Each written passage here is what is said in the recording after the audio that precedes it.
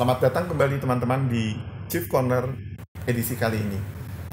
Tokoh yang akan menjadi tamu kita pada kali ini adalah seorang birokrat tulen, merintis karir dari bawah di satu kementerian lembaga instansi, dan akhirnya mencapai kedudukan sebagai Inspektur Jenderal di Kementerian Hukum dan HAM Republik Indonesia dengan beberapa catatan prestasi sejak beliau diangkat dan beberapa juga posisi lain di Direktorat Jenderal yang juga tidak kalah presisius dan juga dengan tidak kalah prestasinya. Jadi kami akan kupas kepemimpinan beliau, keteguhan beliau, juga konsistensi dalam memimpin satu kementerian lembaga yang relatif sangat besar di Republik ini dan bisa tetap menginspirasi buat seluruh jajarannya untuk tetap berprestasi, berkinerja yang terbaik di tengah segala keterbatasan selama pandemi ini dan juga keterbatasan dalam ruang gerak fiskal yang makin terbatas, tapi penuh capaian yang tetap dari tahun ke tahun menunjukkan kinerja yang makin baik. Bersama kami telah hadir Bapak Pak Ilu biasa dipanggil. Pak Ilu. Selaku I love you. Pak Ilu, I love you. Itu istilah yang Pak akan selalu mengenal pastinya. Pak Ilu. Terima kasih Pak Ilu atas waktunya, walaupun di tengah kesibukan Pak Ilu yang juga sangat-sangat padat, masih menyempatkan menerima kami untuk berbagi sharing terkait leadership, kepemimpinan, keteladanan, dan integritas pada seorang tokoh. Pak Ilu, kalau boleh cerita dengan background Pak Ilu yang sesungguhnya bukan dari latar belakang hukum, untuk memilih akhirnya berprofesi di satu kementerian hukum yang terkait penegakan hukum dan juga menciptakan keadilan bagi seluruh rakyat Indonesia, gitu ya, dan tetap konsisten dari sejak awal masuk hingga kini setia di Kementerian Hukum dan HAM. Bisa diceritakan Pak Ilu bagaimana tetap memegang teguh konsistensi, komitmen bergabung dengan kementerian ini, dan juga apapun penugasan yang diberikan ternyata semua bisa ditorehkan tinta emas di masa menjabat di beragam bidang di kementerian ini, Pak Ilu. Terima kasih. Maksudnya kalau boleh cerita, saya cerita mulai sejak kecil ya. Jadi saya itu adalah anaknya petani dan saya sendiri juga ikut bertani di satu pulau terpencil di Indonesia. Itu namanya Pulau Kaledupa. Pulau Kaledupa itu salah satu pulau dari pulau-pulau di Wakatobi. Wakatobi itu kan jadi Wanci, Kaledupa, Tomia, Binongko. Saya dibesarkan di tempat itu dari SD sampai dengan SMP di Pulau Kaledupa. Di sana pekerjaannya sehari-hari ketika SD sampai SMP itu ya belajar bertani, membantu orang tua dan main. Itu saja pekerjaan setiap hari. Dan ketika kemudian setelah lulus SMP, saya kemudian pindah ke satu pulau lain lagi karena di sana tidak ada SMA. Di Pulau Buton. Jadi saya tes di sana, masuk di SMA 1 Buton, SMA 1 Bau-Bau. Itu SMA favorit. SMA favorit di Pulau Buton. Alhamdulillah selama 3 tahun berkompetisi dengan siswa-siswa lainnya dari seluruh Kabupaten Buton. Dan dalam perjalanannya, ya alhamdulillah selalu berada pada ranking 1, 2, dan 3. Berganti-ganti seperti itu. Kemudian tiba pemilihan untuk masuk perguruan tinggi. Saya sebenarnya awalnya tidak berkeinginan masuk di IPB. Awalnya, dulu saya ingin jadi astronot. Ya, tapi kemudian saya di pemilihan minat masuk perguruan tinggi itu pilih ITB, tapi kemudian nggak lulus. Akhirnya saya ikut seleksi penerimaan mahasiswa baru. Namanya Sipenmaru di tahun 87 dan lulus di IPB. Ya, saya jurusan IPA sebenarnya, Pak. Jurusan IPA, kemudian masuk di IPB. Akhirnya ya di IPB juga saya pekerjaannya hanya tadi belajar main, kemudian ada satu lagi pekerjaan lain, mengajar. Jadi saya juga ikut mengajar karena sudah terbiasa bicara sejak kecil. Di akhirnya juga saya kemudian mengajar di beberapa SMA terkait dengan matematika, kimia dan lain-lain sebagainya. Setelah lulus di tahun 1989 itu ada penerimaan pegawai di Kementerian Hukum dan HAM, bukan Kementerian Hukum dan HAM, Departemen Kehakiman waktu itu, di Direktorat Jenderal HCPM disebutnya, Hak Cipta Paten Merek, untuk pemeriksa paten. Dan itu yang diterima pasti harus berlatar belakang teknik, bukan sarjana hukum. Jadi ada, termasuk waktu itu ada formasi untuk jurusan saya, keteknikan pertanian, ada 2 orang. Termasuk saya, alhamdulillah setelah ikut tes dinyatakan lulus sebagai pemeriksa paten ya, calon pemeriksa paten. Kalau pemeriksa itu adalah jabatan fungsional tertentu. Berkarya di situ dari tahun 91 dan saya termasuk pemeriksa yang bisa dibilang sangat produktif. Karena saya dalam kurun waktu 10 tahun sudah bisa naik ke golongan 4B. Jadi cukup 2 tahun naik, kurang lebih seperti itu. Dalam satu kesempatan kemudian saya diminta untuk jadi kepala seksi, tapi saya tidak mau, Pak. Ya, jadi ditawari jadi kepala seksi, saya bilang saya sudah jabatannya JFT pemeriksa paten, saya jadi pemeriksa paten saja. Akhirnya dirjennya dia bilang kepada kepala kepegawaian, kalau dia nggak mau ya nggak apa-apa. Tapi kemudian dengan berjalannya waktu, saya kemudian ditawari yang kedua kalinya jadi Kasubdit. Jadi bukan lagi kepala seksi nih, jadi Kasubdit. Setelah ditawari jadi Kasubdit, saya sebenarnya juga nggak mau. Saya bilang saya mengurus diri saya saja sebenarnya nggak bisa, apalagi mengurus orang banyak. Itulah pemikiran saya ketika itu. Tetapi dirjen saya dia bilang, ini dia anak ada potensi untuk memimpin. Saya akhirnya, direktur saya kemudian dia membujuk saya untuk mau. Saya bilang saya tetap ingin jadi pemeriksa saja. Tapi kemudian mereka bilang dulu sudah berjanji loh, ketika masuk pegawai mau jadi kalau dipercaya jadi apa saja harus ikut. Ya udah kalau gitu. Akhirnya saya kemudian ditunjuk menjadi Kasubdit. Jadi saya itu adalah termasuk seperti kelinci percobaan pertama dari JFT dijadikan menjadi struktural. Tetapi kelihatannya setelah di struktural juga punya prestasi yang luar biasa. Saya 2 kali menjadi Kasubdit. Kemudian akhirnya pada satu waktu direktur saya dia bilang, dirjen saya dia bilang kamu ikut kader PIM. Untuk apa, Pak? Kamu ikut saja. Kamu nanti dipromosi jadi direktur. Akhirnya saya ikut untuk kader PIM 2007 di BPSDM sana. Setelah ikut kader PIM, ya ternyata juga tidak mengecewakan, punya nilai kebanggaan bagi Kemenkumham. Akhirnya saya kemudian dipromosi menjadi kepala divisi administrasi di Jawa Tengah. Itu umur saya baru 42 tahun 3 bulan, Pak. Ya, menjadi kepala divisi administrasi di Jawa Tengah itu tidak biasanya, Pak. Promosi pertama menjadi kadif itu Jawa Tengah, karena Jawa Tengah itu ring 1 kalau bisa diibaratkan.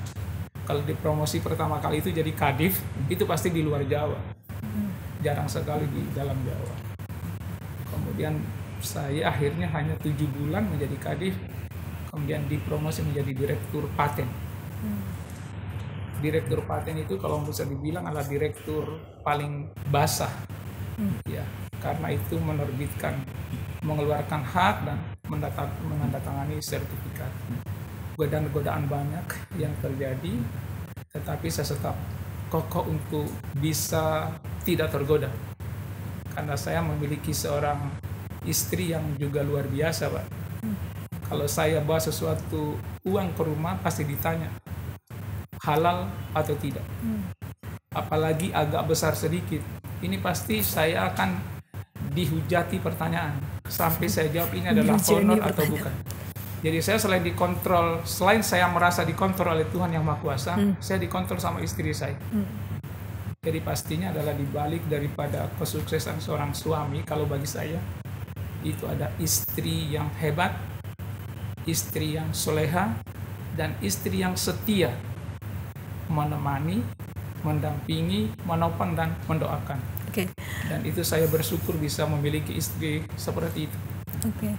Chief, tadi mengatakan bahwa saya tidak mau ditempatkan dimanapun kecuali sebagai pemeriksa. Iya, betul. Mengapa? Ada apa di tempat pemeriksa itu? Saya bukan sebenarnya melihat ada tempat apa di pemeriksa. Sebenarnya di pemeriksa adalah tempat karir terbaik, karena karir yang membanggakan. Sementara godaannya sangat tinggi. Sangat tinggi juga godaannya, pasti sangat tinggi godaannya. Saya sebenarnya tetap ingin di pemeriksa itu karena saya tidak ingin melakukan manajerial. Kan kalau struktural harus saya manage banyak orang.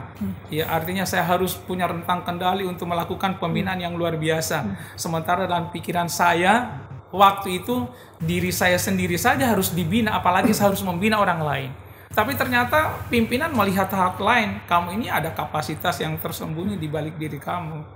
Itu akhirnya saya kemudian ya udahlah, kalau dipercaya saya ikut saja. Itu. Jadi bukan karena ingin dalam zona yang nyaman ingin mendapatkan sesuatu, tetapi pikiran saya bukan seperti itu.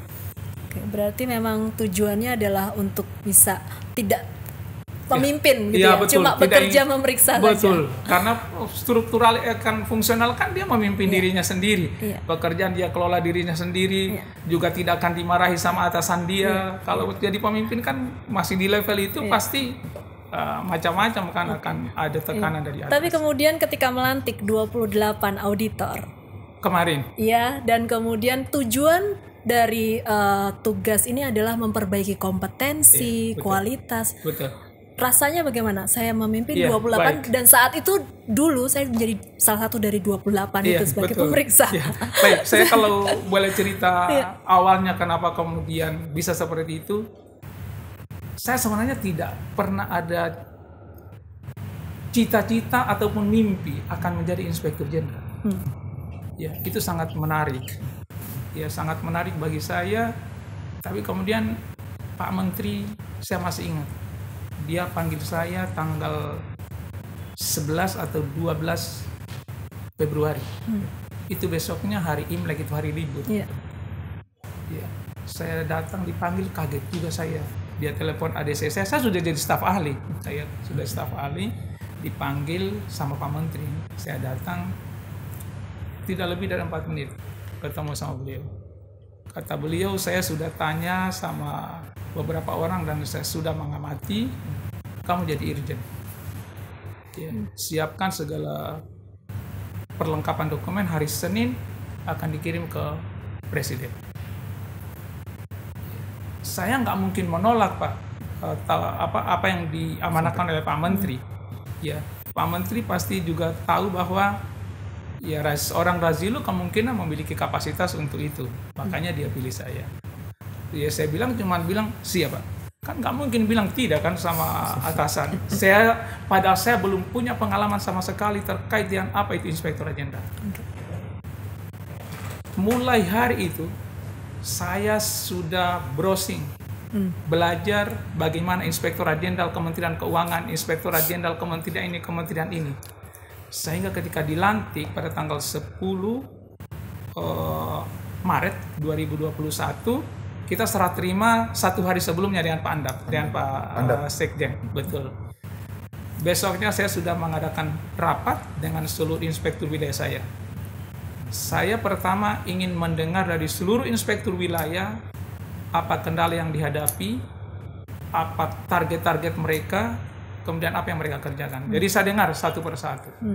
Tetapi sebenarnya saya sudah merancang programs, ya, dalam 1 bulan itu. Sehingga ketika di bulan April langsung saya berdiskusi dengan seluruh inspektur wilayah saya, kita akan menetapkan panca komitmen aparatur sipil negara inspektorat jenderal. Yang isinya di dalamnya adalah menyangkut persoalan integritas, persoalan terkait dengan irjen harus menjadi role model dalam segala hal, kemudian kita bikin panca program unggulan. Ya. Di panca program unggulan itu ada pesan penting Pak Menteri sebenarnya dari pelantikan. Pak Menteri dia bilang PR terbesar Pak Irjen adalah meningkatkan kualitas daripada auditor. Kemudian karena Pak Menteri pesan seperti itu, saya membuat program unggulan. Namanya adalah Gerakan 5 Hari Belajar. Saya singkat Gemar Belajar. Ya. Gerakan 5 Hari Belajar, tapi kemudian saya bikin akronimnya Gemar Belajar. Saya adakan itu Pak, saya bilang sama seluruh inspektur dan auditor, di minggu pertama setiap bulan saya tidak akan mengeluarkan surat tugas. Ya, untuk melakukan pengawasan, pendampingan apapun. Minggu pertama setiap bulan. Kalian semua harus duduk belajar bersama-sama saya. Ya. Akhirnya benar Pak. Setiap bulan kita belajar dan sampai bulan Oktober kemarin mereka belajar, Mas Eyo, Mas Vita tahu berapa? 90 jam pelajaran. Sangat fantastis, 90 jam pelajaran. Beragam isu. Beragam isu. Dan isunya itu saya bahas bersama dengan mereka. Kita bikin silabus di bulan, kita mulai dari bulan April. Di bulan April itu kita launching di program ini Pak. Waktu itu saya undang Pak Menteri untuk melaunching kegiatan ini, tapi beliau berhalangan menugaskan Pak Wamen. Pak Wamen akhirnya melaunching kegiatan ini. Ya, kemudian datang Kepala BPSDM, saya diskusi dengan dia, kita akan adakan kegiatan ini. Beragam isu. Jadi kita bahas bersama dengan para inspektur wilayah dan auditor isu-isu yang akan dibahas. Beragam isu. Ya, narasumbernya dari BPK, dari BPKP, dari KPK, dari internal Kementerian Hukum dan HAM. Dan ternyata belakangan saya tahu bahwa selain mereka mendapatkan kompetensi, peningkatan kapasitas, mereka juga diuntungkan dari sisi angka kredit. Baru saya tahu belakangan. Dan menurut pengakuan mereka, justru sangat bermanfaat sekali bagi mereka, karena selama ini angka kredit dari pengembangan profesi sangat sukar mereka capai. Ya. Dan juga diakui oleh BPK. Mereka diberikan nilai kurang lebih 6,25 ya, poin dari belajar sebanyak sekian. Karena 1 jam pelajaran itu hanya 0, sekian Pak dihargainya. Kali 90 ya. Kali 90 ya. Ya. Akhirnya kemudian setelah mengadakan program itu, mereka sangat apresiasi. Dan kemudian ada penerimaan baru kan, penerimaan tahun sebelumnya. Mereka belum dilantik ini. Ya udah saya lantik mereka saja secepatnya untuk mereka menduduki posisi-posisi itu, karena kita sangat kekurangan auditor. Ya, dari jumlah berdasarkan hasil evaluasi verifikasi dari teman-teman di BPKP, kita itu memiliki auditor yang seharusnya sekian, tapi kita masih kekurangan sekian. Ya, jadi ketika saya lantik mereka, ya saya pesan kepada mereka. Ya, terkait dengan harus belajar, menjadi role model dalam integritas. Saya tidak menghendaki akan mendengar sesuatu bahwa kalian sebagai auditor tapi main mata dengan orang lain. Itu tidak masuk akal dalam logika saya. Kita sebagai APIP, aparatur pengawas internal, harus seperti setengah malaikat atau sama dengan malaikat.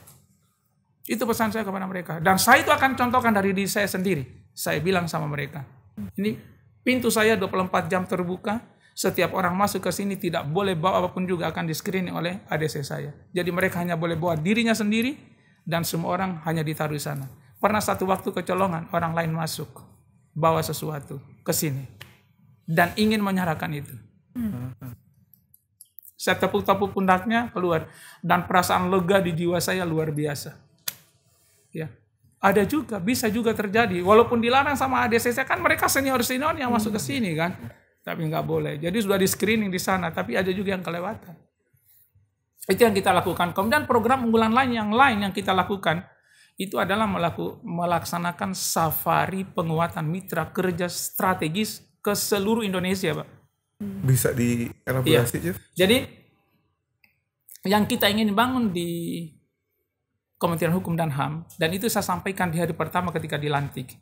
Kita ingin mengawal, menjamin, dan memastikan terwujudnya keagungan Kementerian Hukum dan HAM. Itu satu narasi menurut mereka. Waduh, sampai tepuk tangan juga itu dalam pelantikan itu. Pak Irjen apalagi nih orang ini ya, keagungan Kemenkumham. Saya sampaikan bahwa keagungan organisasi itu sebenarnya ditandai dengan, pertama adalah mereka berkinerja tinggi, yang zero penyimpangan, zero penyelewengan, dan zero pengaduan.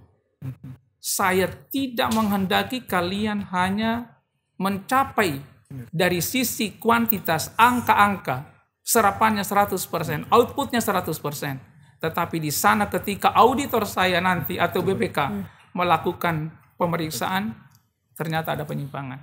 Itu tidak bisa kita anggap mewujudkan keagungan kementerian. Saya sampaikan, itu yang saya sampaikan di seluruh Indonesia.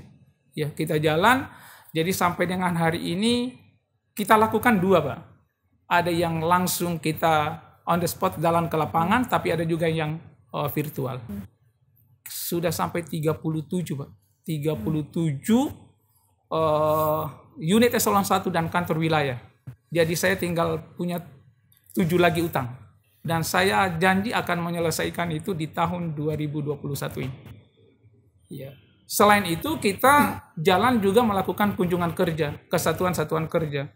Pesan saya ini juga.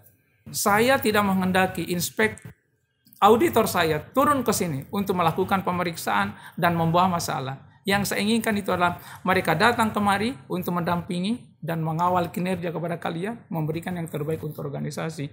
Karena saya ingin ukur keberhasilan daripada auditor saya bukan dari jumlah temuan, tapi dari jumlah rekomendasi yang diberikan untuk memberikan kinerja terbaik. Chief. Itu, iya. Zero penyimpangan. Tadi menarik sekali zero penyimpangan karena pada eksekusinya di lapangan rasanya zero penyimpangan itu terlalu optimis. Iya, betul. Gitu. Ya. Ada tidak batas toleransi mungkin yang bisa ditoleransi atau itu adalah harga mati? Iya, baik, betul. Dan ketika saya memang menyampaikan zero penyimpangan, zero komplain, zero pengaduan ini banyak yang bilang itu susah Pak Irjen. Saya bilang memang nggak bisa 1 hari 2 hari, tapi itu adalah target. Ya, apakah 1 tahun, 2 tahun atau 3 tahun? Nggak mungkin kemudian saya selepas menyampaikan arahan ini akan langsung zero komplain, zero pengaduan. Tapi inilah tujuan akhir daripada kita. Kalau kita tidak punya tujuan ini kan nggak mungkin. Ini adalah sebuah harapan terbesar. Kita akan lihat secara pelan-pelan, mungkin akan terjadi pengurangan daripada penyimpangan, pengurangan daripada penyimpangan dari tahun ke tahun. Dan kemarin saya bilang sama adik saya, dari sespri saya coba lihat, kira-kira berapa perbandingan dari pelanggaran di tahun 2020 dengan 2021. Itu terjadi penurunan yang sangat drastis, 60% dari seluruh jenis pelanggaran yang ada. Signifikan. Sangat signifikan. Ya. Tetapi memang perlu dipahami bahwa Kementerian Hukum dan HAM khususnya adalah termasuk di lapas. Ini kan bukan ngurusi, jadi jangan disamakan dengan kementerian lain. Ini kementerian memang yang isunya sangat seksi, Pak. Ya, kayak gitu. Tapi tetap saya optimis melakukan hal itu, dan kalau saya datang ke daerah mereka sambut dengan baik. Ada juga yang bilang kalau Pak Irjen konsisten dan komitmen terus-menerus seperti ini, saya yakin pasti Kumham akan berubah. Ada juga yang punya optimisme kayak gitu. Ya, Chief. Dari cerita Chief barusan gitu ya, dan saya melihat, saya sempat berbincang-bincang dengan beberapa inspektur wilayah dan teman-teman di inspektorat. Itu kan sebetulnya banyak yang akhirnya sejak Chief memimpin, mereka dapat tambahan pekerjaan limpahan yang sesungguhnya bukan tupoksi mereka. Misalnya Chief, sebagai pembina SETI menuju BBK lah misalnya, sebagai tim penilai internal. Betul. Gimana Chief memotivasi mereka untuk akhirnya mereka bisa sukarela kerja, bikin program, bikin inisiatif strategik baru, Chief? Iya, baik, terima kasih. Ya, memang selalu mereka menyampaikan keluhan kepada saya. Ya. Mengeluh? Iya, dalam rapat pun mereka sampaikan. Ini Pak Irjen ini terlalu banyak pekerjaan kita ini, khususnya pekerjaan-pekerjaan mandatori. Ya. Saya pernah memanggil salah satu dosen pembimbing saya dulu, Prof. Chandra dari UI. Iya kan? Datang kemari untuk memberikan penguatan kepada teman-teman inspektur wilayah saya. Termasuk ditanyakan oleh mereka juga hal itu kepada Prof. Chandra, bahwa di inspektorat ini banyak pekerjaan-pekerjaan mandatori yang harus dilaksanakan. Saya sebenarnya sependapat dengan apa yang disampaikan oleh Prof. Chandra, bahwa pekerjaan mandatori ini tetap harus dikerjakan. Karena tidak ada yang akan mengerjakan ini kalau tidak dikerjakan oleh kita. Sementara ini adalah menjadi perhatian juga daripada pemerintah. Pembangunan zona integritas, siapa yang mau kerjakan kalau bukan oleh para auditor saya? Ya, mengerjakan mengenai reformasi birokrasi, ada di sisi lain lagi, ada maturitas SPIP, kemudian macam-macam itu. Saya bilang silakan bagi waktu secara baik. Ya, kita harus kerjakan dua-duanya secara sejalan, karena tidak bisa kita hanya mengerjakan tusi utama kita sementara mandatori kita tidak kerjakan. Padahal mandatori ini sudah dilimpahkan oleh kementerian atau lembaga terkait untuk dikerjakan Inspektorat Jenderal. Jadi silakan kita nikmati saja pekerjaan dengan baik.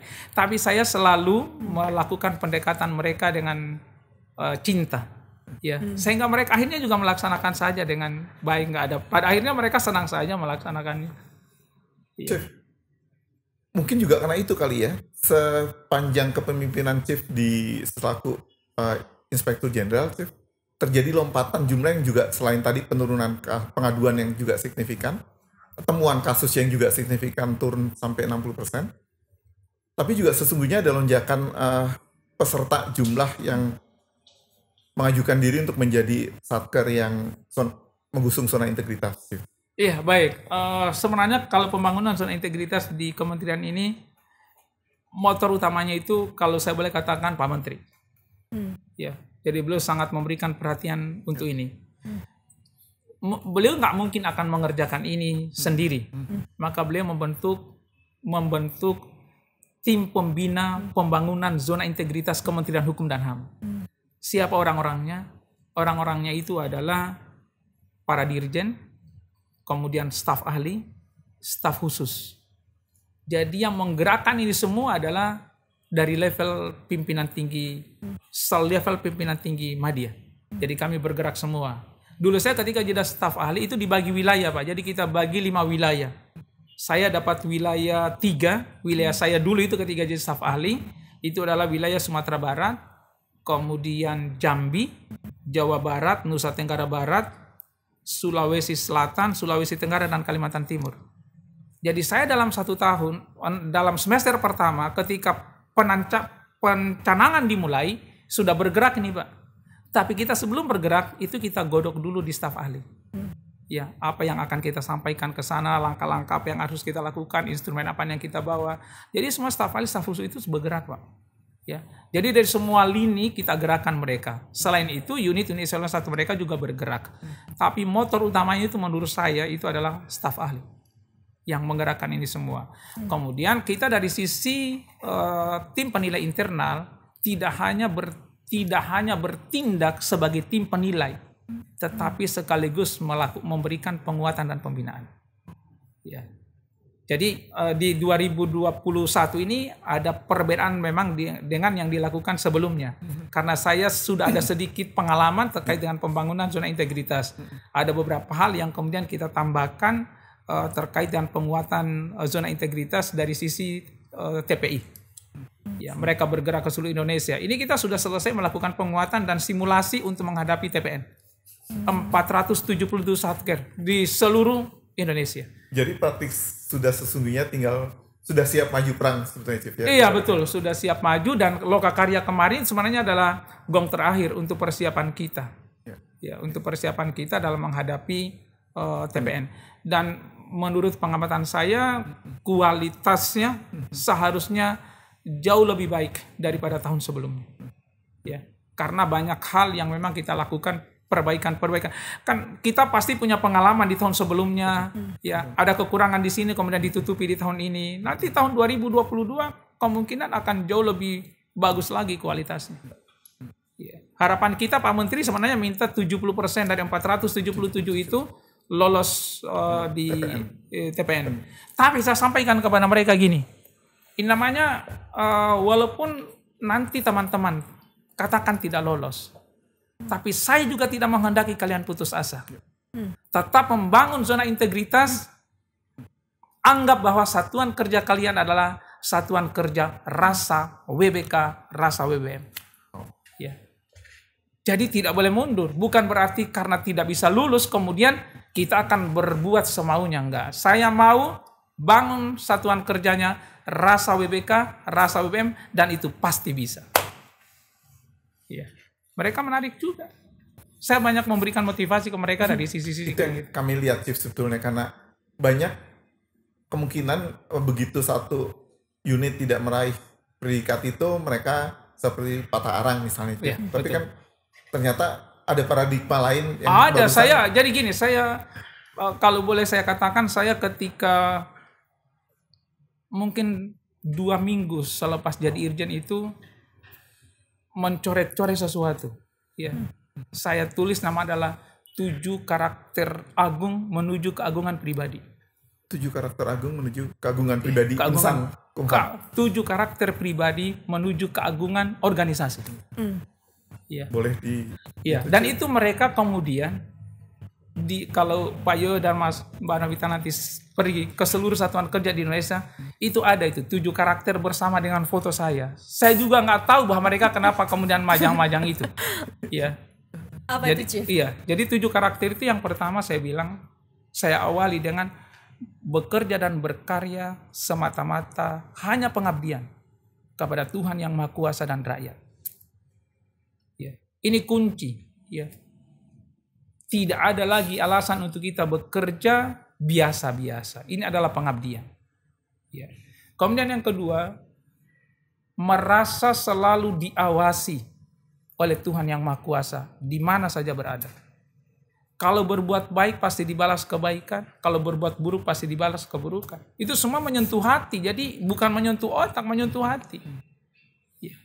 Yang ketiga, kalian harus belajar tiada akhir dan menciptakan beragam inovasi untuk kemudahan layanan. Ini yang ketiga. Ya. Yang keempat, ini berat tapi harus dilaksanakan. Hidup sederhana dengan take home pay yang halal. Itu mereka baca ya, di seluruh Indonesia. Yang kelima, eliminasi keserakahan terhadap kekuasaan dan harta. Jadi kalian gak perlu cari jabatan. Yang hebat itu adalah bukan kita cari jabatan, tapi jabatan mencari kita. Dan saya sudah buktikan dengan diri saya. Saya gak pernah cari jabatan, tapi kemudian jabatan mencari saya. Ya. Kalau kalian punya kompetensi dan attitude, karakter, pasti akan dicari oleh Pak Menteri. Itu yang kelima. Kemudian yang keenam, ya ini yang untuk memberikan kepada mereka rasa supaya tidak ujub di 6 dan 5 ini. Yang 6 itu saya bilang, respon segala keberhasilan dengan rasa syukur dan rendah hati. Ya. Yang terakhir, menyikapi segala kegagalan dengan berpikir positif. Ya, pasti kegagalan itu adalah pembelajaran sembari mencari solusi untuk maju lebih baik lagi ke depan. Jadi mereka pasti nggak kecewa Pak kalau kemudian mereka tidak berhasil. Dan itu saya sampaikan kepada mereka. Kalau kalian berhasil, ini karakter nomor 6. Kalau kalian gagal, ini karakter nomor 7. Chief. Oke, Chief. Ini kami semuanya mendengar ini. Semua akan mendengar apa yang Chief sampaikan ini ya. Jadi begitu besar menghidupi integritas. Ingin bertanya, apa bahan bakarnya? Ya, baik. Saya sebenarnya saya pernah sampaikan juga dalam satu tempatan kemarin, tapi saya ingin rubah statement ini. Ya saya sampaikan kepada Pak Renal Kasali kemarin di Paku Integritas. Bahan bakarnya sebenarnya cuma 3. Dan ini juga nanti yang akan saya sampaikan pada segmen terakhir. Sederhana, cinta, dan malu. Itu bahan bakarnya. Ketika hidup sederhana, tidak mewah, tidak glamor, untuk apa kemudian mau menciderai integritas? Orang itu menciderai integritasnya, kemudian melakukan hal-hal yang tidak benar dengan melakukan korupsi misalnya dan lain sebagainya, padahal dari sisi gaji sudah cukup dan macam-macam, karena gaya hidupnya terlalu mewah dan glamor. Itu bahan bakar utama. Yang kedua, cinta. Mencintai keadilan, mencintai kejujuran, mencintai kebenaran, mencintai prestasi, mencintai keteraturan. Itu pasti menjadi bahan bakar untuk memiliki integritas yang baik. Dan malu. Malu yang paling utama, malu kepada Tuhan yang Maha Kuasa. kalau berbuat salah.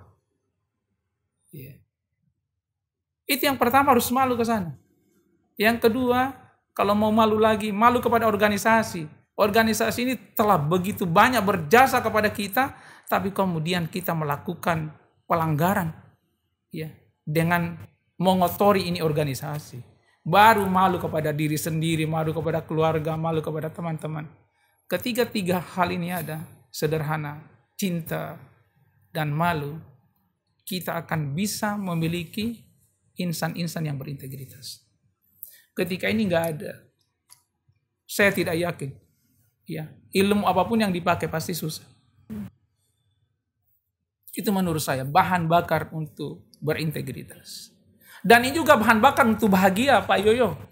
Ya, Mas Yoyo, Mas Novita. Bahan bakar untuk bahagia juga 3 hal ini. Coba. Ya. Karena kalau salah pasti gelisah hidupnya. Ya.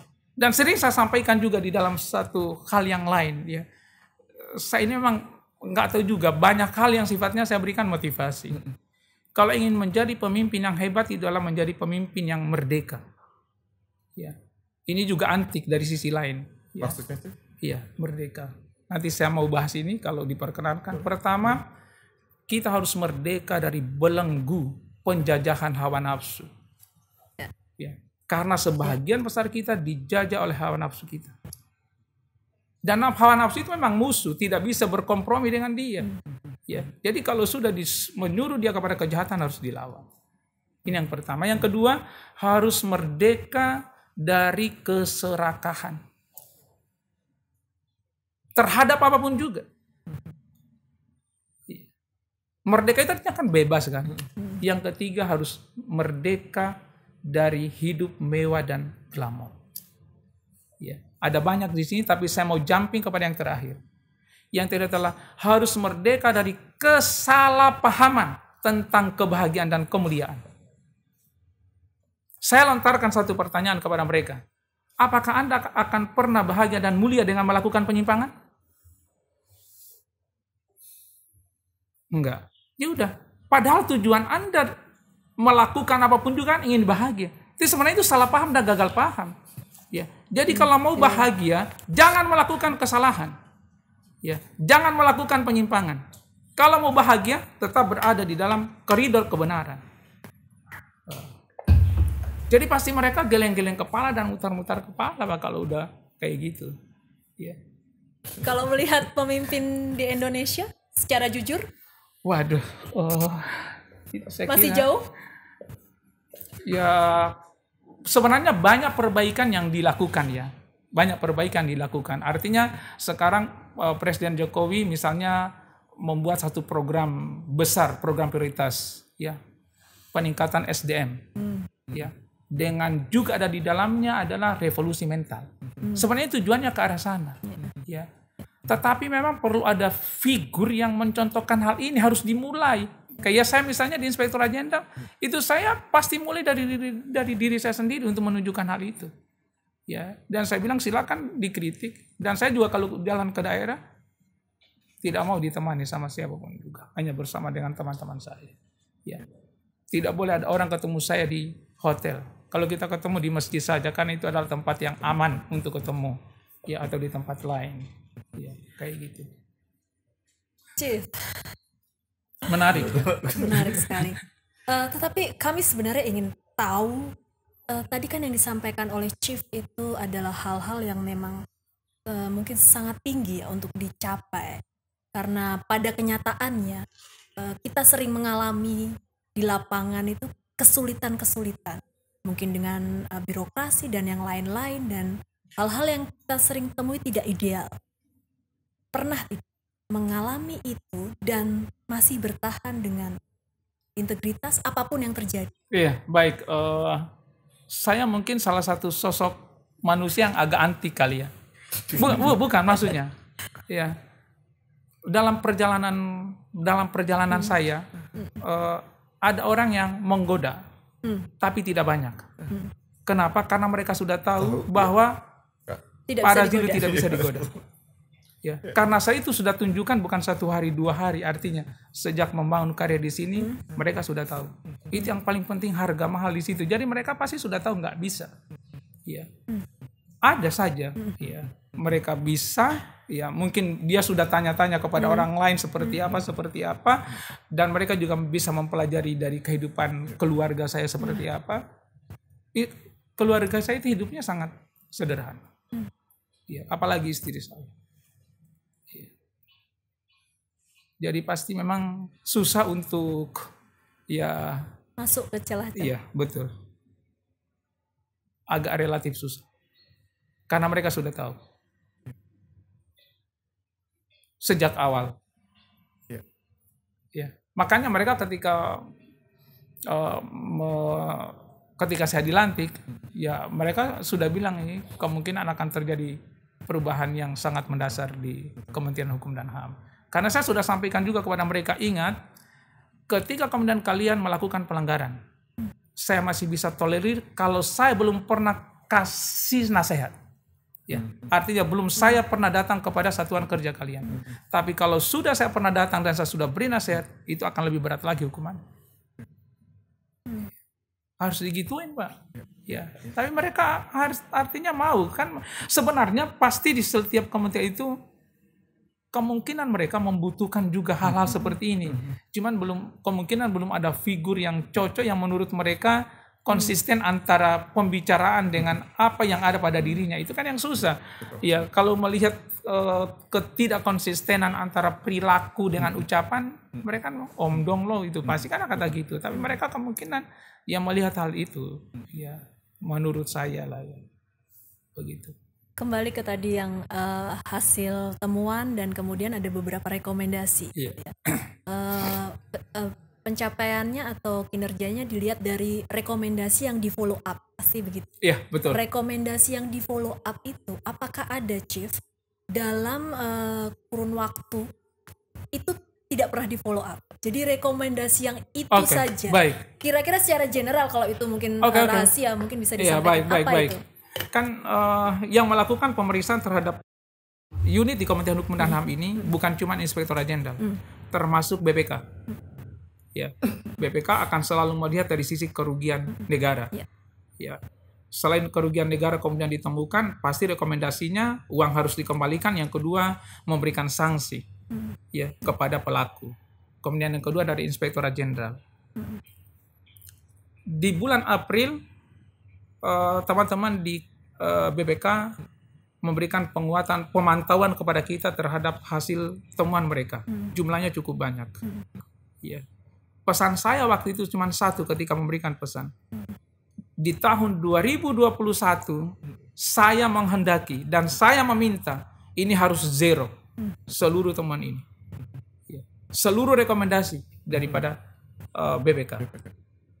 Untuk yang sifatnya administratif, saya bahkan bikinkan template, Pak. Kalau nggak bisa, saya bahas dengan auditor, dengan inspektur, ya, kita bikinkan template surat peringatan supaya mereka tinggal tanda tangan saja. Itu inspektur wilayah saya pantau satu persatu.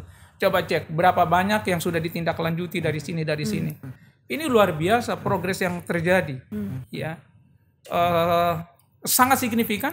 Ya, menurut teman-teman di BPK, seluruh rekomendasi yang diselesaikan oleh kita. Ada beberapa rekomendasi yang kita tidak biasa selesaikan karena beberapa hal. Hal yang paling penting itu diantaranya adalah perusahaannya sudah bangkrut. Ya, satu bangkrut. Kemarin saya baru membuka 2 acara terkait dengan rekomendasi hasil BPK ini. Yang pertama di Direktorat Jenderal Keintelektual, yang kedua di Administrasi Hukum Umum. Ya, saya sudah sampaikan kepada teman-teman BPK dengan semua entitas kita, tolong didiskusikan dengan baik bersama dengan BPK. Di BPK itu mereka menempatkan hasil rekomendasi mereka itu ada 4 status. Status pertama adalah mereka telah selesaikan dan sesuai dengan rekomendasi. Ini status, artinya adalah ini sudah tak ada masalah. Yang kedua, mereka sudah selesaikan tapi belum sesuai dengan rekomendasi. Yang ketiga adalah belum ditindaklanjuti. Ya. belum ditindaklanjuti. Kemarin kami itu di tahun 2021 ini ada hampir kurang lebih 118. Tetapi setelah memberikan pengarahan itu, ini relatif berkurang lebih banyak. Dan yang terakhir tidak bisa diselesaikan, Pak. Sudah tidak diselesaikan. Dan mereka biasanya bisa pindahkan ke sini. Nah, beberapa yang saya sampaikan kemarin, kalau sudah tidak bisa diselesaikan, kita minta bersama-sama dengan KPK. Yang penting kita telah melakukan berbagai macam upaya sampai mentok, saya bilang. Udah nggak ada ini.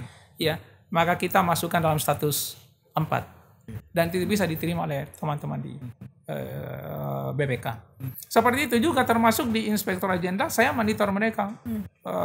Setiap inspektur wilayah saya pantau mereka untuk menyelesaikan daripada seluruh temuan rekomendasi. Dan memang harus turun, Pak. Saya sejak dari dulu ketika jadi direktur, seluruh persoalan itu saya bukan mau dengar di atas meja dan memberikan laporan. Saya harus tahu satu persatu, Pak.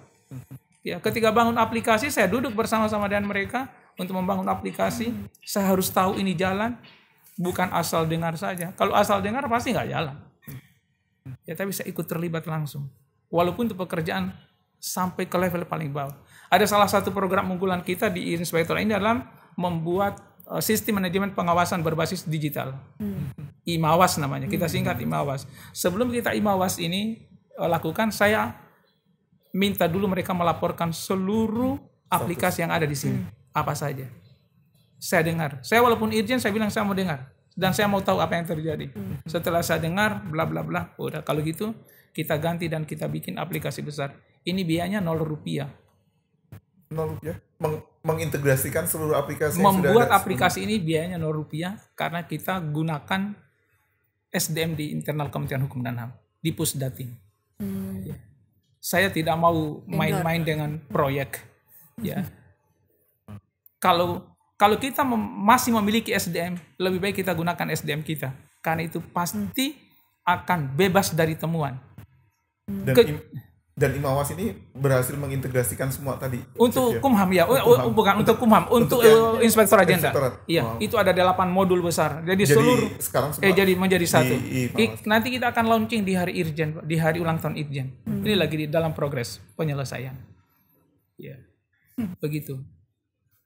Chief, gimana bisa sedemikian banyak inovasi terobosan dilakukan dalam waktu yang kurang dari 1 tahun, Chief? Dengan juga mungkin tadi tingkat maturity SPIP-nya sendiri misalnya, atau keterbatasan kompetensi, walaupun tadi sudah disebut ada Gemar Belajar berhasil melakukan akselerasi peningkatan kompetensi dan keahlian-keahlian khusus tertentu gitu. Tapi gimana seorang figur Pak Ilu dan tim dalam waktu sekejap mengubah semua ini? Saya kalau boleh cerita, saya memang orang yang kalau boleh dikatakan suka mencari-cari sesuatu terobosan, yaitu dia saya. Ya, jadi saya ketika menjadi direktur, saya kan pernah menjadi 2 kali direktur TI di Direktorat Jenderal Kekayaan Intelektual. Ya, ketika kita memiliki keinginan yang kuat dan kemauan yang kuat, ya, untuk memberikan pelayanan terbaik dalam menurut pemahaman saya, pasti Tuhan Yang Maha Kuasa akan memberikan jalan keluar. Itu kuncinya. Jadi tadi nilai-nilai yang disebut Pak Ilu, betulan Pak Ilu menghidupi seluruh nilai itu dan iya, betul. Jadi memberikan pelayanan, bangga memberikan pelayanan tanpa ada keinginan apapun juga, ada saja itu. Saya juga tidak tahu, Pak, tapi tiba-tiba ada saja itu saja. Oh, ini harus bikin ini, harus bikin ini, harus bikin ini. Dan itu jalan semua. Harus jalan semua. Jalan. Ya. Dan saya selalu menerapkan bersama dengan para inspektur wilayah saya, kita menerapkan ya kepemimpinan kolektif kolegial. Saya walaupun irjen, ya, tapi kita harus bersama-sama. Tidak ada satu program pun yang saya akan luncurkan atau saya akan endorse sebelum saya sepakati bersama-sama dengan inspektur wilayah saya. Ya, sehingga mereka merasa ini adalah milik kita bersama. Jadi pasti mereka bilang ini bukan milik Pak Irjen, karena kita sepakati bersama-sama. Saya bikin WA group, kemudian nanti selepas itu baru nanti saya akan kumpulkan mereka semuanya. Ini program yang kita sudah sepakati bersama dengan para inspektur wilayah. Jadi inspektur wilayah itu pasti merasa bagian dari saya dan bagian daripada mereka. Kalau bisa dibilang saya dan tidak pernah membuat jarak dengan mereka. Bahwa saya itu adalah irjen, itu hampir nggak ada, Pak. Ya, walaupun nama jabatannya Razilo adalah inspektur jenderal, tapi dalam hati saya bersama mereka nggak ada, Pak. Inspektur wilayah saya jam berapa saja dia telepon, saya angkat. Ya, kadang-kadang mereka bisa telepon 15 menit dan saya nggak bilang berhenti sudah, nggak ada, Pak, nanti mereka putuskan sendiri aja baru saya berhenti. Ya, karena adalah salah satu cara juga untuk membangkitkan semangat mereka bekerja. Tapi iya Pak Ilu, saya ditelepon beberapa staf Pak Ilu tengah malam dan saya tanya, kok sampai tengah malam? Ya, Pak Ilu yang meminta. Oke. Jarang saya temui seorang. Dan ada satu lagi yang saya pikirkan itu karena tadi adalah ingin menjadikan Inspektur Jenderal sebagai role model dalam integritas, maka saya bikin 2 sertifikasi bersama KPK. Iya Pak Ilu? Iya. Pertama adalah sertifikasi penyuluh anti korupsi. Akhirnya ya Pak Ilu. Ini akan jalan, mereka sudah tes 41 orang lulus untuk tes dasarnya. Mereka sekarang besok itu hari Jumat itu sudah mulai pembukaan. Akan dilakukan sertifikasi. 40 orang. Kemudian yang kedua adalah sertifikasi ahli pembangun integritas. Ya. Saya ini Pak Yoyo walaupun Pak Yogi ini, tapi website KPK pasti selalu saya buka, Pak. Ada apa di KPK? Ada apa di KPK? Ada apa di KPK? Ya, jadi kegiatan yang saya laksanakan juga tiba-tiba, apalagi nih Pak Irjen, ini kegiatan di KPK, tapi kalian nggak tahu ini gratis, ini mereka laksanakan kegiatan ini, kenapa kita tidak sambut? Maka seluruh auditor media saya, itu saya ikutkan mereka nanti, yang di kloter ini. Bukan yang ini mereka nanti kloter tanggal 16 sampai 18, ahli pembangun integritas. Karena itu hanya diperuntukkan untuk APIP saja, kan tidak semua orang. Betul. Bisa. Jadi mereka kesana semuanya. Itu kegiatan yang kita laksanakan. Nggak mungkin kita bisa melaksanakan pengawasan kalau kalian tidak bisa menjadi role model. Itu harga mati bagi saya untuk mereka. Ya, dan mereka senang-senang saja. Ayo. Pemimpin yang merdeka. Iya, pemimpin yang merdeka adalah kunci keberhasilan. Harus merdeka. Tapi menurut Chief, mengapa orang kemudian memutuskan untuk banyak sekali yang tidak mau merdeka, atau keadaan yang membuat tidak merdeka? Sebenarnya mungkin bukan keadaan yang membuat tidak merdeka, tapi dirinya sendiri mungkin tidak mau merdeka. Pilihan berarti. Pilihan. Dia bisa memilih. Bisa memilih, itu pilihan murni 100% untuk merdeka itu. Iya. Tidak ada di sini, nggak ada yang menekankan. Kalau Pak Menteri selalu dia bilang, saya nggak pernah minta apa-apa sama kalian. Kalian bekerja secara baik-baik. Makanya kalau Pak Menteri ada sesuatu hal di sini orang yang melakukan kesalahan, pasti tindakannya tegas. Iya. Pasti tindakannya tegas. Pak Irjen periksa, kasih hukuman tegas kalau perlu. Ya siapa kita akan laksanakan. Ya, perintah Bapak begitu. Jadi kita pasti sejalan dengan Pak Menteri. Pak Menteri bilang periksa, kita periksa, Pak. Ya, apapun yang terjadi.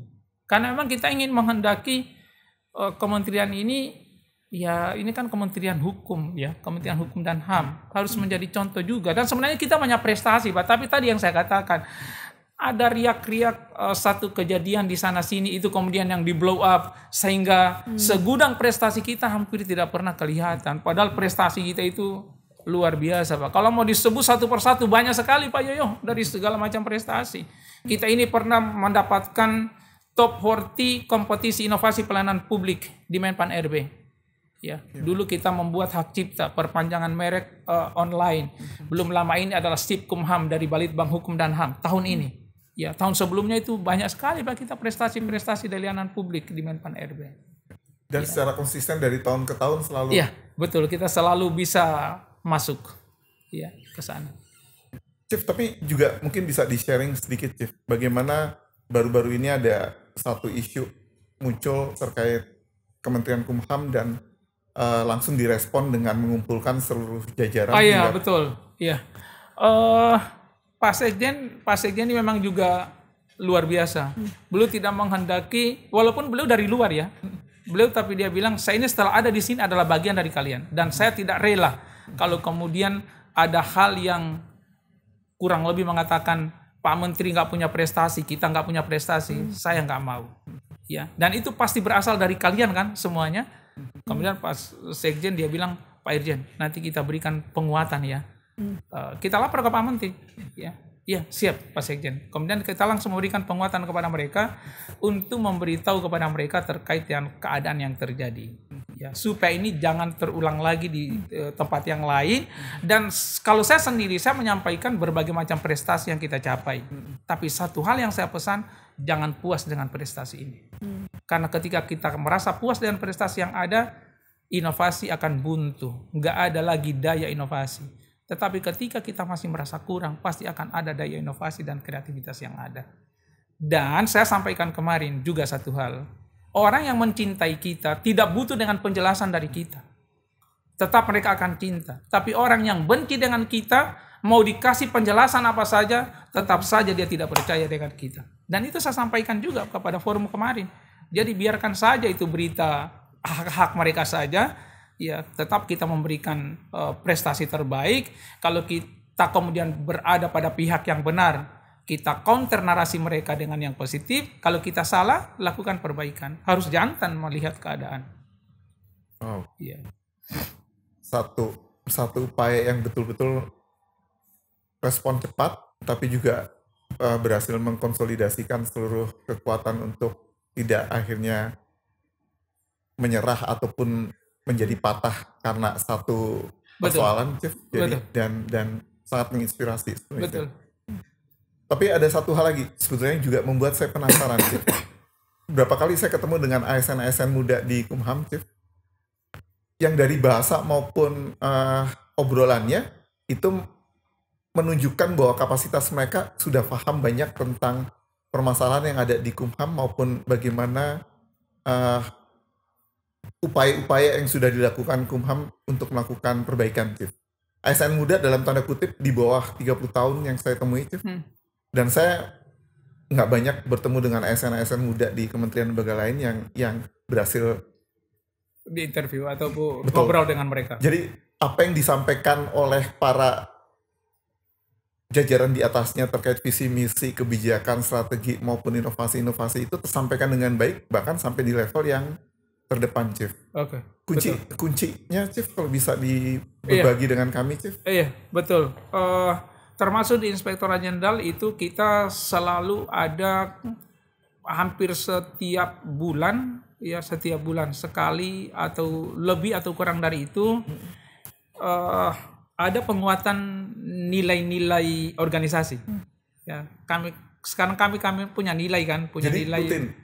Ya, rutin. Dan dalam pembangunan zona integritas itu menjadi kunci penting mereka untuk melakukan internalisasi, ya. Sebenarnya sekarang kita bukan dalam tahap internalisasi, sudah tahap dalam aktualisasi ya, terkait dengan nilai-nilai pasti. Ya, terkait dengan nilai pasti itu selalu ya dalam berbagai macam kesempatan itu mereka memang memiliki setiap kantor wilayah atau satker memiliki kreativitas sendiri untuk mengaktualisasikan nilai-nilai itu. Jadi ini fasenya sudah masuk fase aktualisasi.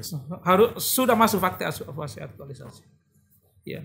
Kalau kita lihat dari sisi kan itu pasti itu kan profesional.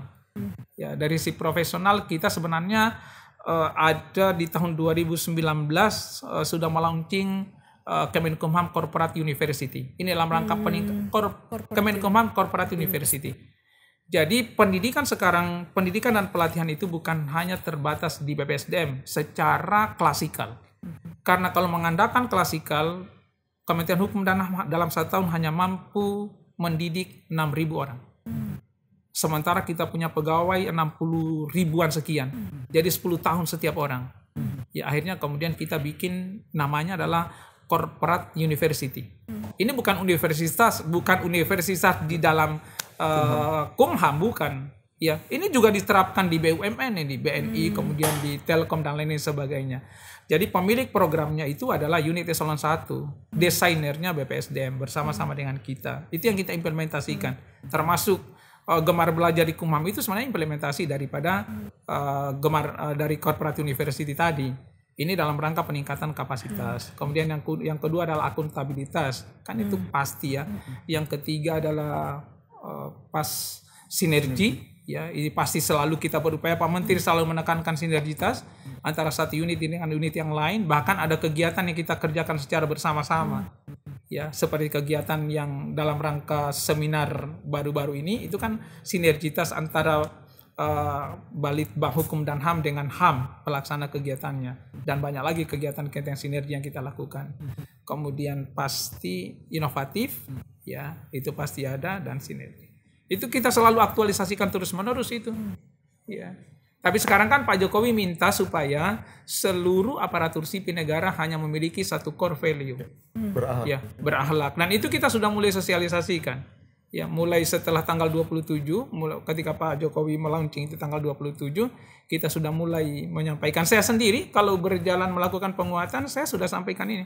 Ya, kita sudah harus mulai menata diri, menyesuaikan diri masing-masing dengan core value ASN terbaru, dan employer brandingnya adalah bangga melayani bangsa. Ini harus diterjemahkan teman-teman di pemasarakatan, bangga melayani warga binaan. Warga binaan harus dianggap sebagai raja. Saya sampaikan kepada mereka, walaupun mereka adalah orang yang bermasalah, tapi karena kita adalah pelayan mereka, mereka adalah raja. Jadi nggak boleh ada yang kasar kepada mereka. Teman-teman di imigrasi harus menganggap seluruh pemohon dokumen keimigrasian adalah raja. Teman-teman di KI harus menganggap bahwa seluruh pemohon KI itu adalah raja. Kita adalah pelayan mereka. Namanya pelayan nggak boleh sombong kepada raja.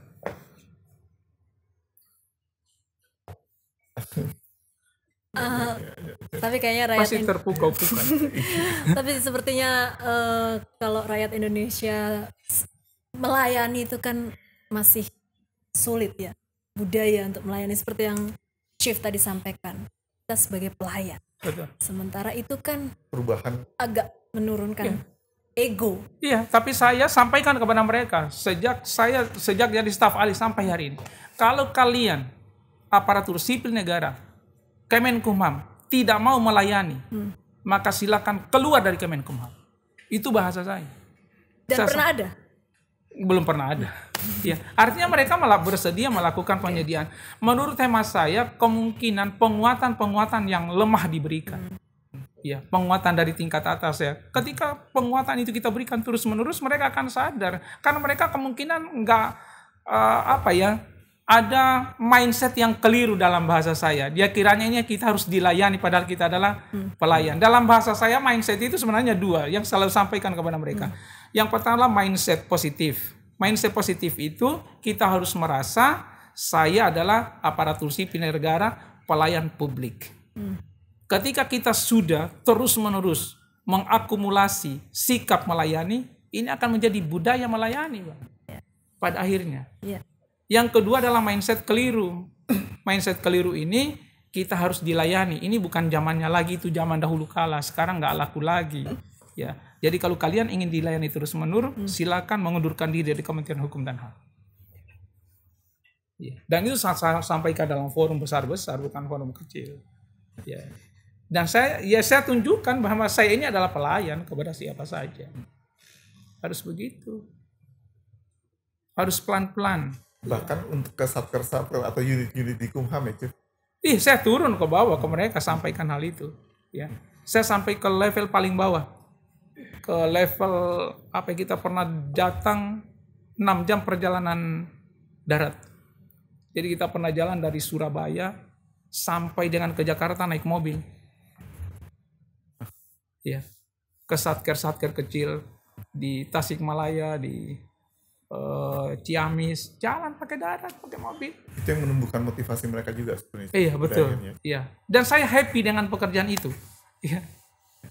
Artinya senang, nggak ada perasaan beban di dalam jiwa melaksanakannya. Karena mereka juga merasa bahwa pemimpinnya melayani mereka. Dan ketika datang, itu luar biasa. Pasti mereka merasa, luar biasa eselon 1 bisa datang ke tempat saya yang selama ini belum pernah. Itu seperti naik semangat mereka, itu luar biasa. Ya, karena kenapa saya lakukan hal itu? Saya bilang di unit-unit terkecil seperti ini tidak menutup kemungkinan satu saat dia akan jadi direktur jenderal, akan jadi inspektur jenderal, dan saya sudah menanamkan jasa kepada kalian. Saya dapat pahala nanti walaupun meninggal dunia. Itu prinsip saya. Jadi saya nggak berhenti mendatangi yang kecil-kecil itu karena punya prinsip dan pandangan yang berbeda. Bukan saya lihat ini kecil, tapi masa depan ini ada dari mereka sendiri. Kalau mereka menjadi pemimpin yang berintegritas, yang bisa memberikan kontribusi terbaik, saya dapat nilai juga Pak Novita. Nanti walaupun mati dapat amal jariah. Oh ini saya dulu pernah dikasih nasihat sama Pak Irjan ya. Karena orientasi dalam bekerja itu kan memang bukan satu-satunya dunia menjadi tujuan, tapi ada tujuan lain di balik itu yang membuat orang akan bersemangat. Saya tujuannya bukan cuma dunia saja, kita akan mati Pak satu saat kelak. Chief, mungkin itu kenapa akhirnya sebutan lain dari sosok Pak Ilu adalah Ustadz Chief, karena kapanpun diundang untuk memberikan ceramah ataupun pesan-pesan moral segala macam, Chief tidak pernah menolak Chief. Jadi, mungkin itu juga, tapi hal yang lain adalah saya pasti kalau memberikan ceramah apapun, ya, ketika juga masih menjadi direktur di KKN Intelektual, itu pasti nuansa agama akan masuk di dalamnya. Karena pikiran saya itu agama dengan dunia itu nggak bisa dipisah. Ini adalah satu kesatuan mata rantai yang harus berjalan. Makanya pasti mereka bilang ini Pak Ustadz ya. Karena saya pasti selipkan sesuatu, dan satu hal ketika saya lagi memberikan ceramah dan azan berkumandang, saya suruh berhenti. Ya, dan saya akan buru-buru selesaikan, kita segera sholat.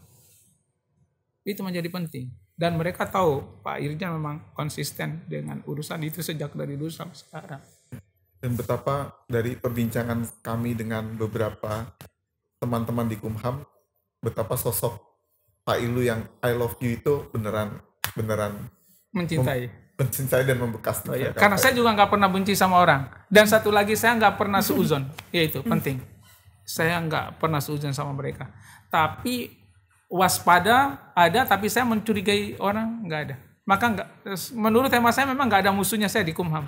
Padahal di banyak satker yang sebetulnya penuh, orang bilang di luaran penuh mafia misalnya. Iya, betul. Iya, wow. Betul. Karena saya nggak menaruh curiga kepada mereka, tapi saya punya prinsip satu, pasti mereka akan berubah. Ya, itu. Dan keyakinan itu kemudian yang menumbuhkan kita untuk terus bisa bergerak.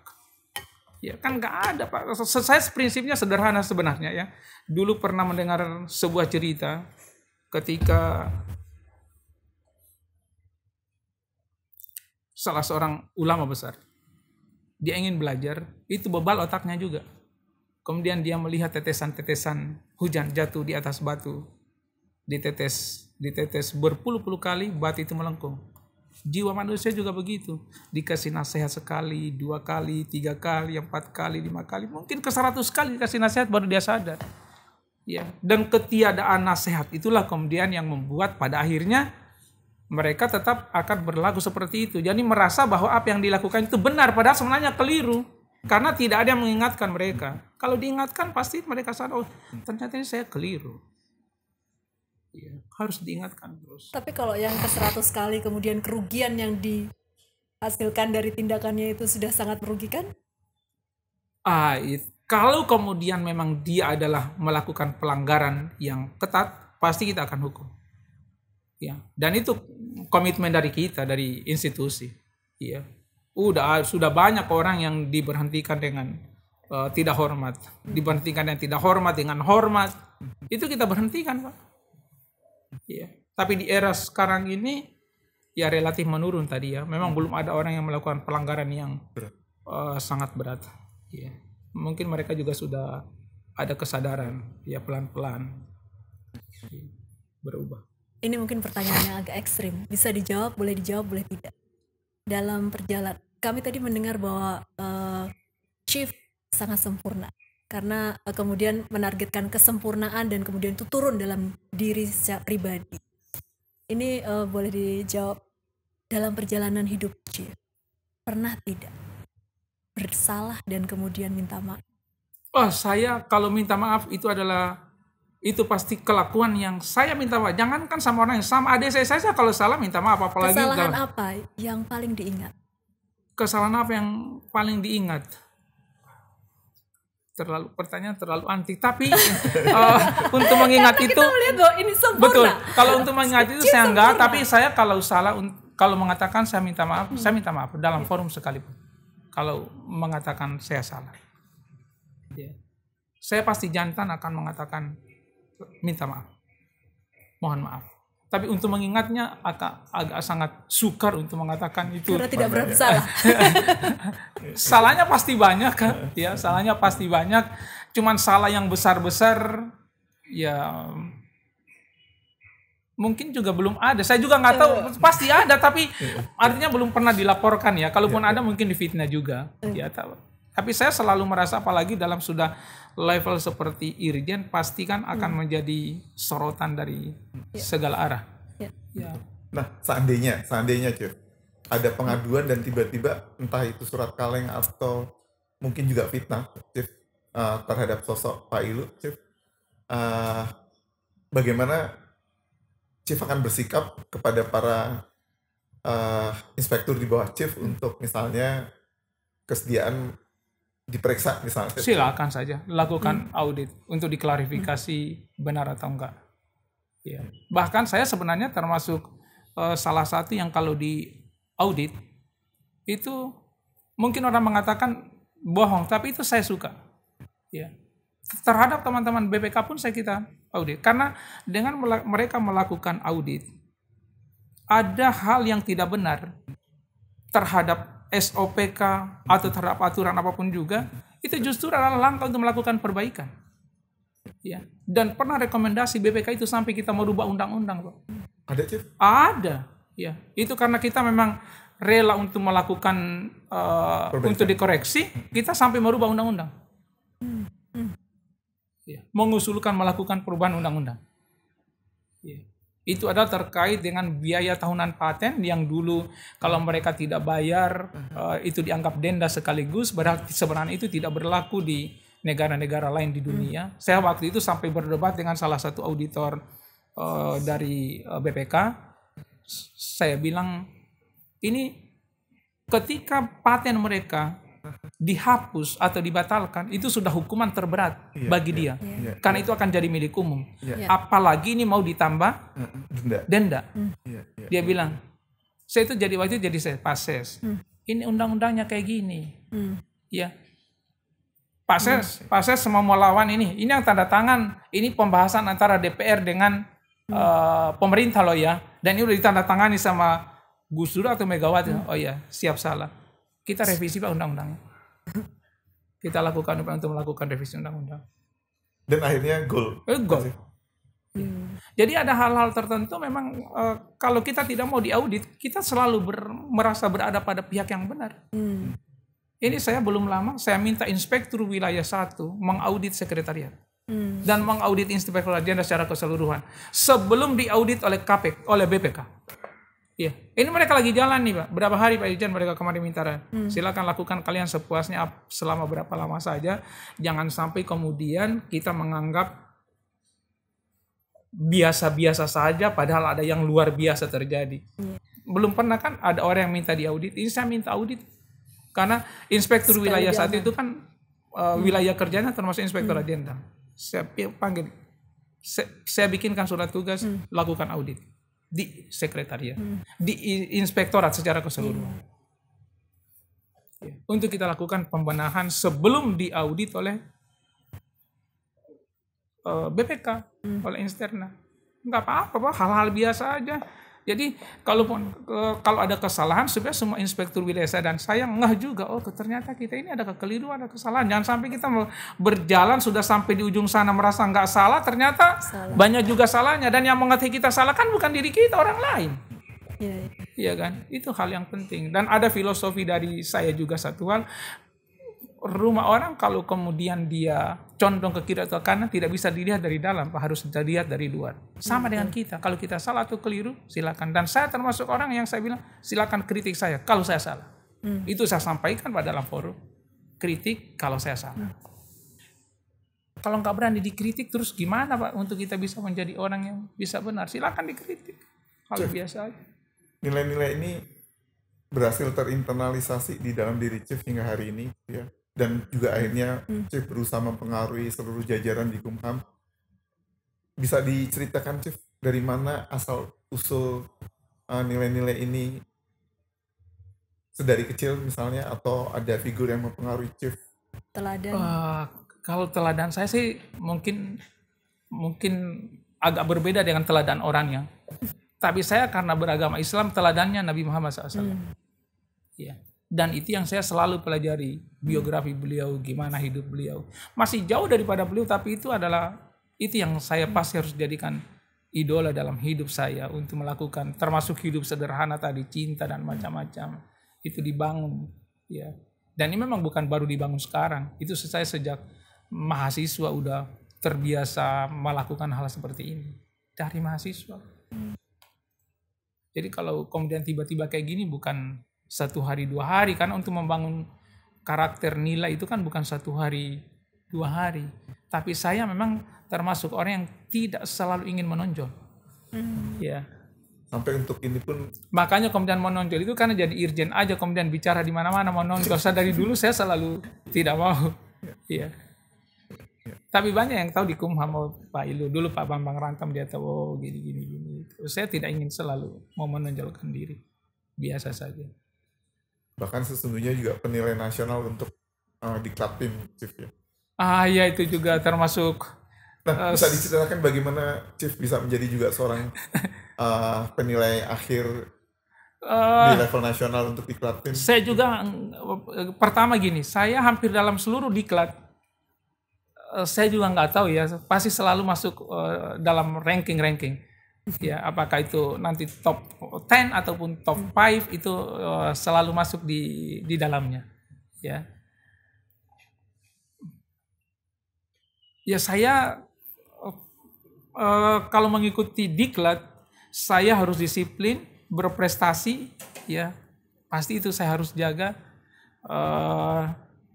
Dan pernah dalam satu waktu saya memang agak anti gitu ketika kita diberikan pengarahan di diklat PIM 2 ini. Disampaikan silabus bla bla bla bla bla. Panjang sekali itu silabusnya. Saya tanya kemudian, kita dididik di sini mau menjadi pemimpin. Tetapi saya lihat nggak ada jadwal sholat satupun di sini. Gimana kita bisa menjadi pemimpin tapi jadwal sholat nggak ada? Ya, karena sholat bagi saya itu harga mati. Itu bisa tanya adik saya. Saya kemana saja pasti akan selalu sholat berjamaah dengan mereka dan itu menjadi penting bagi hidup saya. Ya, karena ada satu keyakinan dari saya yang memang ada di dalam Al-Quran. Ya, ditegaskan bahwa sholat itu kan mencegah dari perbuatan keji dan mungkar kalau kita jaga dengan baik. Ya, akhirnya kapusnya waktu dia bilang, ya memang kita tidak sediakan waktu sholat. Silakan kalian berpandai-pandai saja mencari waktu. Kemudian tiba pembagian kelompok. Ya. Itu bukan mentor ya, pembimbing. Ada nggak di kelas ini tadi orang yang tadi bicara di forum itu?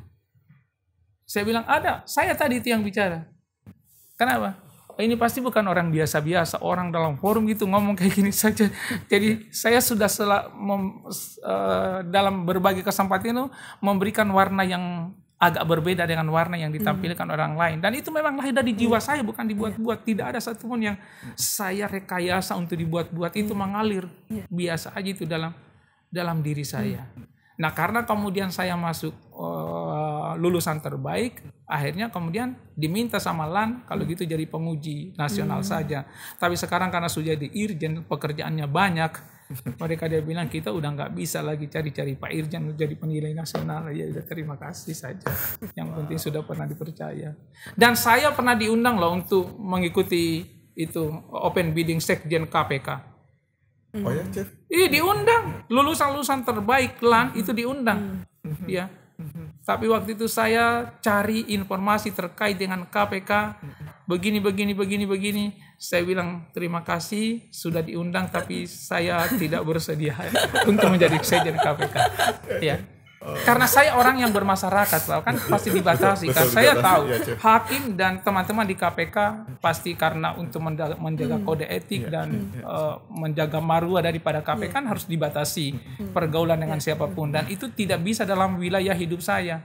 Maka saya tidak bisa menjadi bagian dari KPK. Ya, di masa mendatang pun juga mungkin susah karena saya orang yang biasa bermasyarakat dengan orang, ya mungkin itu.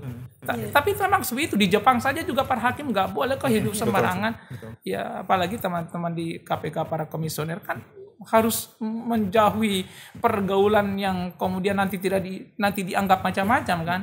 Dan itu bukan jiwa saya, makanya saya kalau di area kayak gitu, mohon maaf Pak Yoyo dan Pak Firly, jadi saya nggak bisa. Ya. Tiga kata yang mengawal. Tadi sebenarnya 3 kata itu sudah, tapi saya mau menyampaikan lagi. 3 kata itu yang saya sudah sampaikan tadi, itu menjadi ya mungkin bisa dianggap bahan bakar dalam hidup. Ya. Sederhana, malu, dan cinta. Pesan saya, miliki 3 sifat terpuji ini, sederhana, cinta, dan malu.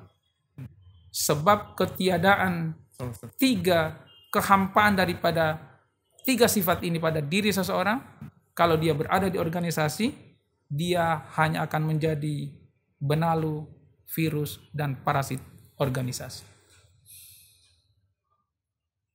Tetapi kalau 3 hal ini ada, maka dia akan memberikan kontribusi terbaik buat organisasi dan membawa citra positif untuk organisasi. Terima kasih.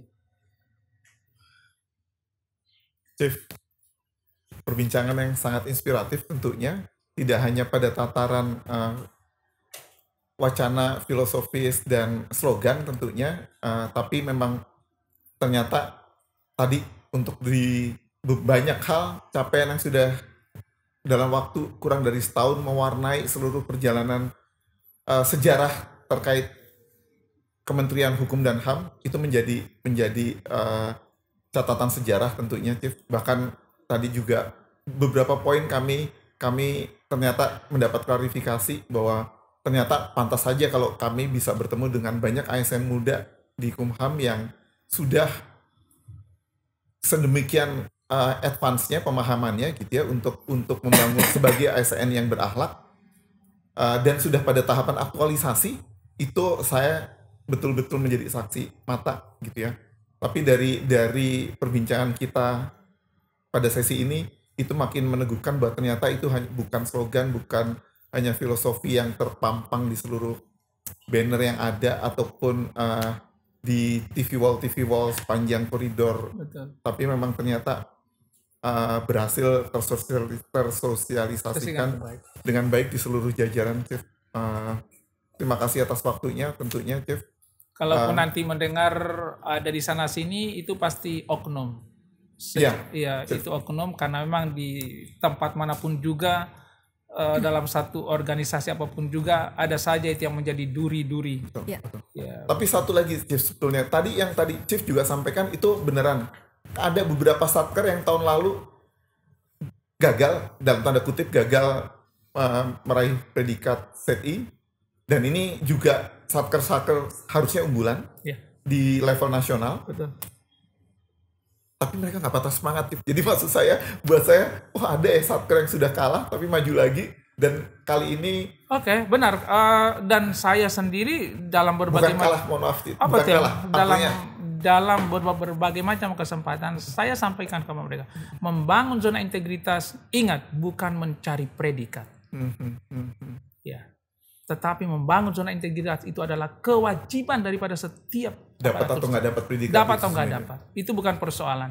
Karena dapat itu mungkin kalian ditutupi aibnya, tidak dapat karena mungkin ada celah sedikit, tapi bukan itu yang kita maksudkan. Membangun zona integritas bukan untuk cari predikat. Karena kemungkinan 2 atau 3 tahun ke depan ini nggak ada lagi pembangunan zona integritas. Apakah akan berhenti? Saya bilang nggak ada, akan berjalan terus. Jadi harus dipahamkan bahwa membangun zona integritas itu adalah kewajiban dan hak masyarakat mendapatkan pelayanan yang tanpa ada pungli, gratifikasi, kolusi, dan pelayanan terbaik. Ya, Chief. Saya kira gitu. Confirm, Chief. Terima kasih untuk Cukup menarik, perbincangan. panjang juga ini, lebih dari 1 jam. Lebih dari 1 jam. Lebih ya? Lebih. Karena menarik, mohon maaf Chief, mohon maaf. Kami juga tanpa terasa ikut sayang kalau untuk dilewatkan Chief, tentunya. Kalaupun mungkin nanti terlalu panjang, kami juga akan potong menjadi 2 bagian. Bagaimana Dan mudah-mudahan ini bukan pertama dan terakhir kali Chief silakan, bersedia dengan senang berbagi hati dengan kami tentunya. Ya, Chief. karena saya tadi juga sebenarnya niatnya ini supaya jadi inspirasi buat siapa saya yang menonton ini. Betul. Dan kami mungkin pada kesempatan yang tidak terlalu lama juga kami berkeinginan untuk mengundang para chief yang bisa menjadi teladan di antara semua chief yang datang di podcast ini, Chief. Kami akan secara selektif mengundang mereka sekali lagi di satu forum yang sama, Chief, untuk saling berbagi dan saling bertukar pikiran tentunya, Chief. Terima kasih. Bersinergi. Terima kasih. Ya. Terima kasih Chief untuk hari ini. Semoga ini bukan kesempatan terakhir. Masih ada yang lain, rencana-rencana ke depan untuk kebaikan saya siap saja kapan saja. Negara Indonesia, bangsa, rakyat. Kasih. Baik, membangun integritas bukan hanya untuk sekedar predikat, tetapi membangun integritas adalah kewajiban bagi semua aparat dan hak bagi publik untuk mendapatkan pelayanan yang bebas, adil, dan untuk meningkatkan kesejahteraan seluruh rakyat Indonesia. Hidup yang tidak diuji adalah hidup yang tidak layak untuk dihidup. You can only live once, but if you do it right, once is enough. Salam anti korupsi.